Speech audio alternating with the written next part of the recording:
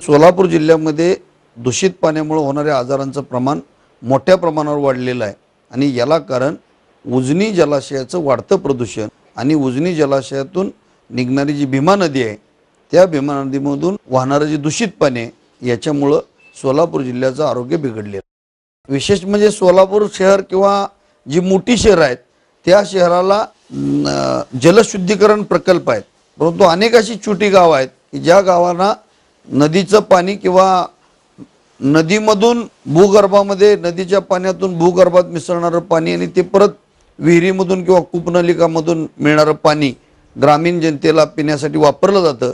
ते पाणी देखील अत्यंत दूषित झालेलं आहे, परंतु या बाबतीत कुठल्याही प्रकारची सरकारी यंत्रणा इथं अस्तित्वात नाही, काम करताना दिसत नाही आणि त्याच्यामुळं आरोग्याचा प्रश्न गंभीर निर्माण झालेला असला तरी देखील याच्या अनेक ठिकाणी या प्रदूषणामुळे होणाऱ्या आजाराच्या नोंदी देखील ग्रामीण भागामध्ये उपलब्ध नाहीत।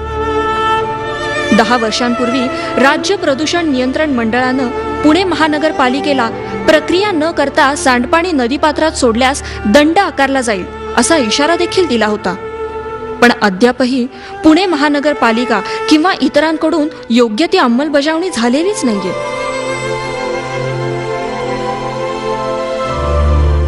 उजनी धरण परिसरातील पाण्याची प्रदूषणाची पातळी प्रचंड प्रमाणात वाढली आहे। हे पाणी पिणं किंवा शेतीच्या वापरासाठी तर दूरच, पण हातात घेणं ही आरोग्यासाठी घातक आहे।